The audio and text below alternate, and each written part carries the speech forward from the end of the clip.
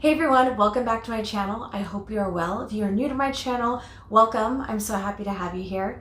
Today we're talking about quick, easy, and inexpensive ways to self-tape at home on your phone. Now I've gone through a self-tape evolution from a plain white wall and taping on a Canon PowerShot phone to shooting with a blue screen and then with a pop-up screen. I have improved my self-tapes immensely over the last 5 years, and I'm here to share with you the basics of self-taping and how I self-tape in a small one-bedroom apartment in New York City, and how you can do it too. Now, I am not opposed to the reader self-tape services that obviously we have in New York and LA. However, I don't want to spend money, and sometimes the scheduling just doesn't work out. I want to have more flexibility. But when I do have quick sitcom-y like scenes that the timing for the comedy is quick, I will use those services, which range from about $40 to $60 depending on what service and what city. But to give you an idea of how many times I've used those services, I would say about 4 times in 1 year I've actually used them, and those are for really quick sitcom-y type scenes. So I'm going to break down some basics for self-taping. I'm going to show you where I self-tape in my apartment, the tools that I use, and also I'm going to share with you some of my earlier self-tapes, which yeah, I've grown a lot. So please subscribe if you haven't subscribed, and click the bell notification so you can be notified when I post a new video. And please like the video below if you like it, and let's get into it. So this is my first self-tape setup. It's right by my front door, and I have a little hook that I use my pop-up screen. I attach it there. And yeah, this is one area that I use depending on if my husband's working in the living room. I might have to go into the bedroom, but this is one area where I do my self-tapes. There's great natural light coming in. I basically always use a ring light. Now, my apartment is a 1-bedroom. It's about 600 square feet, so I have to get a little crafty with where I'm going to self-tape. This is self-tape area number 2, where my bedroom, my door is right there. Don't mind my clothes. This is my pop-up screen, and basically I just kind of pull it out here on the bottom. I pull it out so I have more of the blue screen, and then I will zoom in on that screen. So for majority of this video, I'll be shooting in front of this blue screen in my bedroom. Now, you're not going to see a lot of the clothes or the closet because I will be zooming in. The first self-tape basic is that you want to shoot horizontally in landscape. Now, of course, I will zoom in to cut out all of this extra stuff that is in the background, but you want to shoot landscape. Basic number 2 is you can shoot yourself vertically when you're doing a full body shot. Now, as you see right now, you see a lot of the background stuff while I'm doing a full body shot.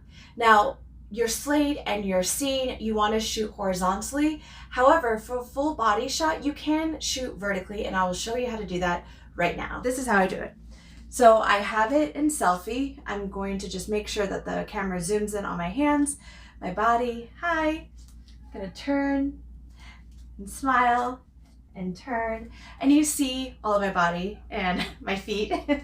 But you can come up and close, and then basically I just crop it. So I just crop where I don't want any of this outside stuff to be. So that's a quick, easy way to do a vertical full body shot and crop out all the extra background stuff, and it makes framing you up just so much quicker and easier. Side note on the vertical full body shot is that I have a separate tripod that I use. It's a really old one, and I just use a phone grip and I turn it vertical. Kind of downside to the ring light with the tripod is that it only shoots horizontal landscape. You can't turn it vertically. You prop it up on some books or prop it up on a shelf, so you can do the selfie and just step back, the selfie mode, and step back and do your full body, and then crop, and there you have it. So self-tape basic number 3, you can see that the frame has been adjusted. I zoomed in and I've gotten rid of my closet, my clothes. You can't see that. There is a little white and a little black from the pop-up screen on the edges, but I can easily edit that out at the end with the app that I use on my phone, which is KineMaster. I'll explain more about that in a little bit. And the frame that you want to use is about midways to the top of your head. I know my head might be right at the frame, but I think that's fine. You don't want too much dead space at the top. Basic number 4 is you want to get rid of any noise that's in your room. Now, I have my fan on, and I left it on purposely so you could hear the difference.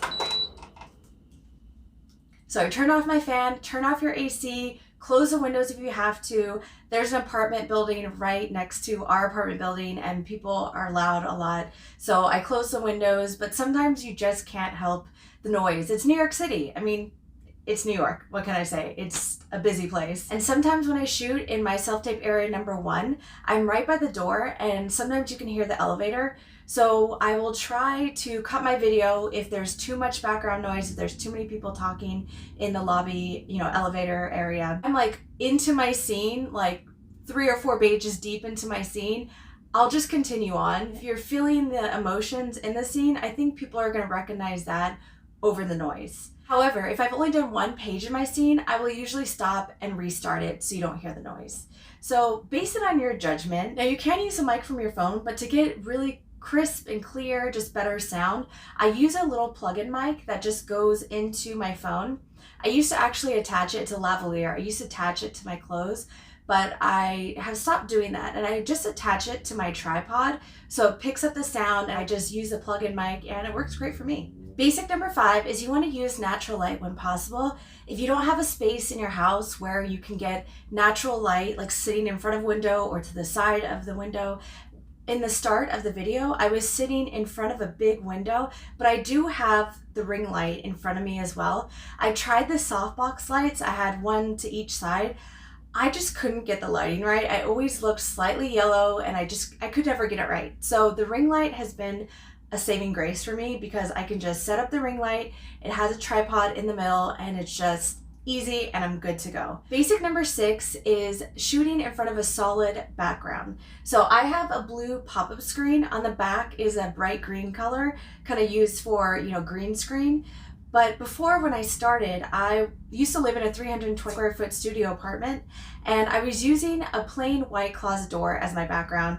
Yes, I used to be blonde. Don't worry, it's me. Anyway, I wanted to share these self-tapes with you just to show you how much I've up-leveled the quality of my self-tapes. This is from 2016. I used to shoot on a closet door, which was white. I didn't use a light and I didn't use a plug-in mic for my phone. So I was only using the light that was in the entryway there by the closet. So very basic, but I've come a long way since 2016. My bathroom door was literally in front of me. I had to jerry-rig the phone so I could shoot myself. And then right next to my right was the door to my apartment. So yeah, I had to make it work and it worked for a while. And at that time too, I didn't know how to edit. So I was basically using my Canon PowerShot camera and I would tape my slate, go out, and then come back and do my scene. And if I messed up at all, I would do the whole scene again when I was, just beginning my self-tape journey. So a solid background is great. And I also just purchased a grayish, like a light gray pop-up screen that has blue on the back, just to mix it up a little bit and see if I prefer this blue or the gray. I would just get a pop-up screen. It's super easy. I used to use a blue curtain, but it wasn't ironed or anything, so little crinkles in it. And so this is another one of my fabulous self-tapes from 2017. I attempted to use softbox lights, but I just was always washed out. I could never get the angle right, so that's when I went over to the ring light. And you notice the background, tons of crinkles, no ironing, just looked really bad. And yeah, 2017. And this has definitely upped up the quality of my videos just by having the flat surface of the pop-up screen. Basic number 7 is make sure that the viewer can see you clearly. Now, sometimes when I turn on record and sometimes my face can be a little bit out of focus, I'll put my hands up in front of my face so that the camera can focus in on my hands and then I take them down. That's a tip that I've started using because I've done a couple takes on a self-tape and it's been a little blurry. So when I go to start my scene, I'll put my hands in front of my face, allow the phone to focus on my hands, which will also focus on my face, and then I'll start the scene.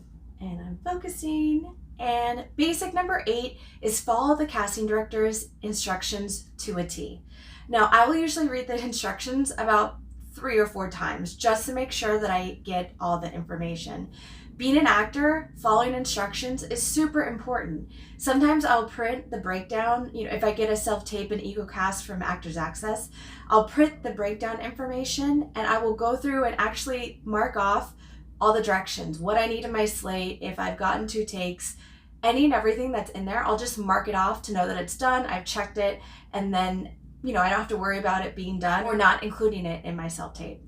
So follow all the instructions. Look. I can't believe I forgot. Oh. Basic number 9 is putting your slate at the end of your self-tape. I started doing this recently to just start with my scene and show my talent, and then do the housekeeping, name, height, city, etc. at the end. If you start with your talent, the scene, first, you can draw them in and then just let them know about you at the end.